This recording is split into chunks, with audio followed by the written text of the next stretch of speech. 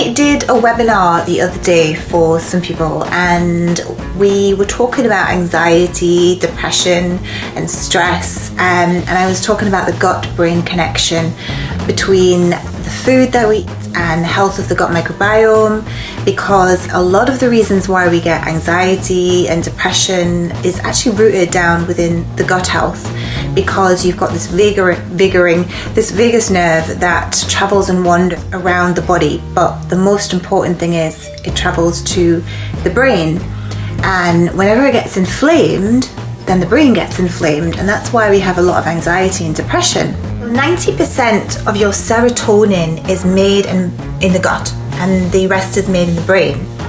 So your serotonin is known as the happy hormone, or your neurotransmitter, which is for joy, happiness, for your mood, and it all comes down to the health of the gut. So often in times when people are suffering really badly with anxiety and depression, it's because they have low levels of serotonin, and we need to get the levels of serotonin again.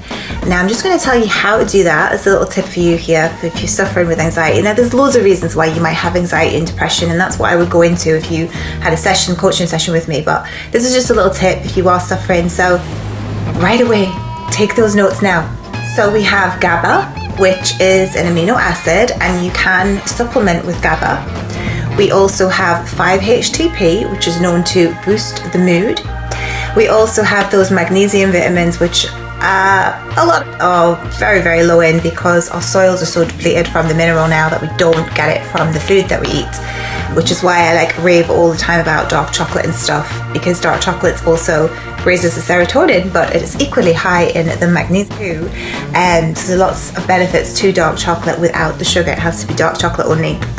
And then we have the B vitamins. So your B vitamins are actually manufactured in the gut, so if you have bad gut health, then you won't have any B vitamins unless you are taking foods with B vitamins. So I always like to have my B products, I do have bee pollen and raw honey and stuff like that. I always get my B vitamins in. B12 is essential for everyone, whether you are vegan, plant-based or a meat eater. You will still be low potentially in that vitamin B12, because vitamin B12 is a bacteria. An animal does not make it. I don't know why people think that if you're a meat eater you will have B12, because lots of people who eat meat are still depleted in this vitamin.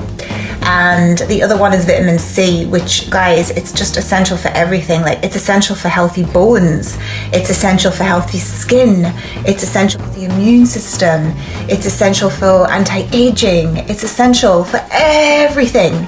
So all of these combined actually make serotonin. So if you feel rate yourself now, how much anxiety do you have out of a scale of 1 to 10? Where would you put yourself on the scale for anxiety? Where would you put yourself on a scale for craving things like carbs, sugary foods? Again, 1 to 10. If you are putting yourself all the way up to 10 for craving things and high anxiety, then it's a good sign that you do possibly have low levels of that serotonin.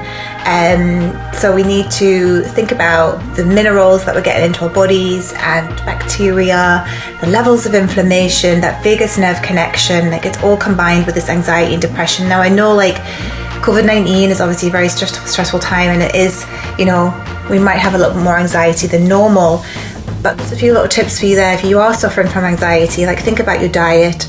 Think about the amount of nutrition you're getting. Is it good food that you're putting into your body, or is it rubbish? Because sugar feeds inflammation, dairy feeds inflammation, oil processed foods feed inflammation, alcohol feeds inflammation as well.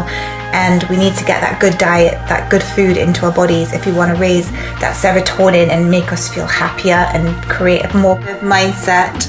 It does come down to a lot of the foods that we're putting into our bodies, and our hormone health as well. But again, our hormone health is connected to our gut health as well, which I'll do another video on it in another time. So just a few tips for you guys, and I hope you are safe and well, and as always, stay healthy and peace.